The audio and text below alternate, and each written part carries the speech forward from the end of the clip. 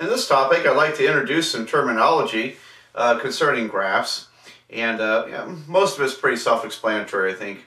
So let me see, I'm going to give you a couple of examples, and let's start off with a parabola.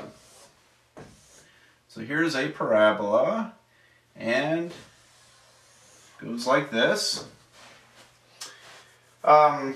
This parabola, let's say that it bottoms out at 2 comma 1, and so the point 2 comma 1 is the absolute minimum of the graph. So it bottoms out and then goes up, and the lowest point it ever reaches is the very bottom. So we could say that this is the absolute minimum. Now we have another type of minimum called the relative minimum. And incidentally, all this applies to maximums as well. So for example, let's look at this cubic polynomial, and it goes like so. And this point down here is not the absolute minimum of the function. In fact, there is no absolute minimum of this function, because on the very left side it goes down to negative infinity. And so it just continues dropping. Likewise, there's no absolute maximum. It just continues to increase on the right side. This parabola has no absolute maximum because it continues to increase. But this point is clearly interesting, and so is this point as well. So what should we call them? Well, I'm going to call this point the relative minimum.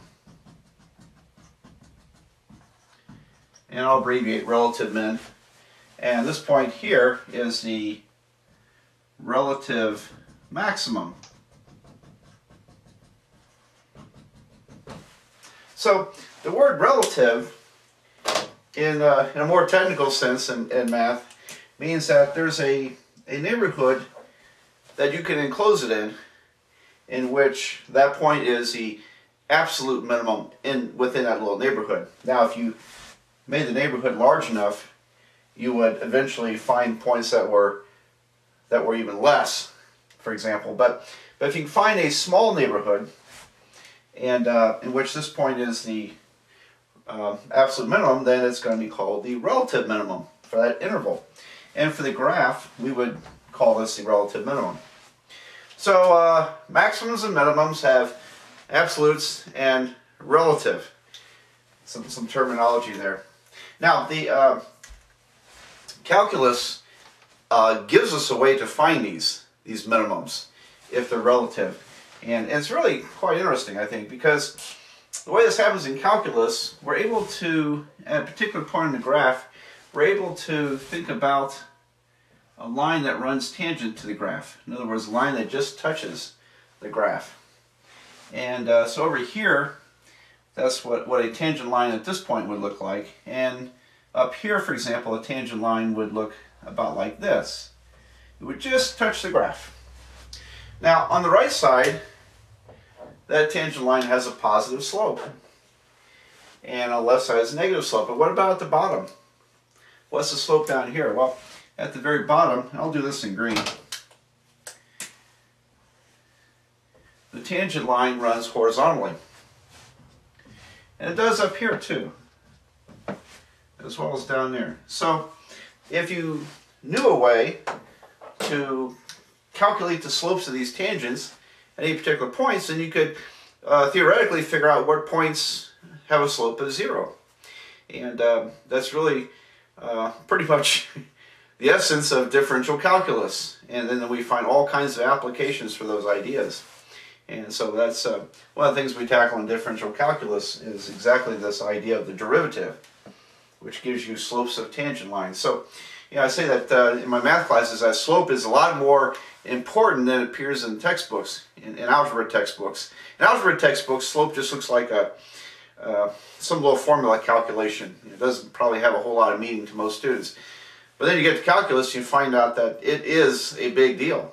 And without the idea of slopes and be able to graph, we couldn't have progressed into calculus and beyond And thus our modern technology would not be here if it weren't, you know, for us able to work that kind of mathematics. Anyway, now just another side note with this tangent line business. If you look on the right side of the graph, the function as you move left to right is increasing. On the left side it's decreasing. And so we would say this function is decreasing to the left of 2 and increasing to the right of 2. Over here, this graph changes a couple of times. It's increasing on the left until it hits that maximum, and then it decreases down to the minimum, and then it increases again. So we can talk about where a function increases or decreases. And actually you can detect that through methods of calculus also. Because it boils down to where is the slope of a tangent line positive or where is it negative. Where it's positive, that will tell you that the graph is increasing. When it's negative, it's decreasing. And again, when it's 0, it means you have a potential relative maximum or a relative minimum.